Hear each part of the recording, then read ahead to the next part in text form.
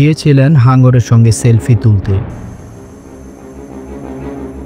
আর এক ঝটকায় পৌড়ের দুটি হাত কামড়ে ছিঁড়ে নিয়ে গেল হাঙরটি। গোটা দৃশ্যটির সাক্ষী ছিল তারই পরিবারের সদস্যরা। মহিলার স্বামী পানিতে ঝাঁপিয়ে পড়ে হাঙরটিকে তাড়ানোর চেষ্টাও করেন। সমুদ্র সৈকতে ছুটি কাটাতে যান এক কানাডার পর্যটক। ফুরফুরে মেজাজে সমুদ্রের ধারে একের পর এক ছবি তুলেছিলেন 55 বছর বয়সী একজন মহিলা।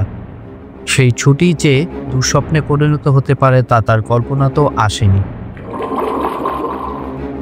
অতিরিক্ত সাহসী হয়ে এক হাঙরের সঙ্গে সেলফি তুলতে গিয়েছিলেন তিনি।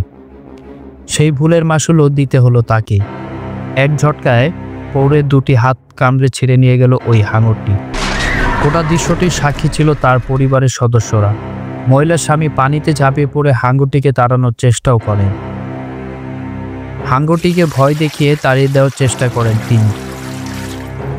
তা সত্ত্বেও হাঙরটি পিছনে ফিরে এসেই আক্রমণ করার চেষ্টা করে। 7 ফেব্রুয়ারি সকাল 10:30 নাগাদ ক্যারিবিয়ান সাগরে অবস্থিত টার্কস অ্যান্ড কাইকোস দ্বীপে ঘটনাটি ঘটেছে। দ্য সান জানিয়েছেন যে ওই সময় থমসন্স কোভ বিচের কাছে উপকূল হতে মাত্র কয়েক মিটার দূরে এই ঘটনাটি ঘটে। ওই প্রতিবেদনে বলা হয়, পৌড়ের একটি হাত কবজি থেকে ও অন্যটি হাত মাঝখান থেকে ছিঁড়ে নিয়ে চলে যায় হাঙরটি।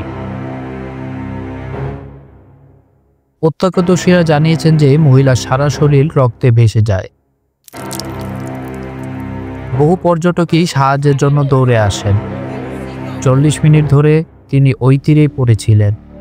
অনেকের অনুমান হাঙরটি প্রায় 6 ফিট পর্যন্ত লম্বা ছিল,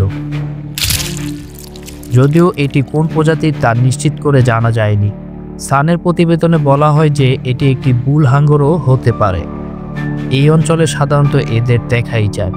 পরে পুলিশ ও চিকিৎসা কর্মীদের তৎপরতায় মহিলাকে দ্রুত চিকিৎসার জন্য চেসারায় হল অফ মেডিকেল সেন্টারে নিয়ে যাওয়া হয় উন্নত চিকিৎসার জন্য। পরে তাকে সেখান থেকে কানাডায় ফেরত পাঠানো হয়। ঘটনাস্থলে উপস্থিত জৈনক ব্যক্তি জানিয়েছেন, গুরুতর আঘাত সত্ত্বেও পৌড় তীরে ফিরে আসতে পারেন। তার উরুতেও হাঙরের কামড়ের ক্ষতচিহ্ন ছিল। আপনারা কি কখনো এমন দুঃসাহসিক সেলফি তুলতে গিয়েছিলেন তা কমেন্ট বক্সে জানান। আর ভিডিওটি ভালো লাগলে লাইক করুন ও চ্যানেলটিকে সাবস্ক্রাইব করে বেল আইকনটি বাজিয়ে পাশে থাকবেন।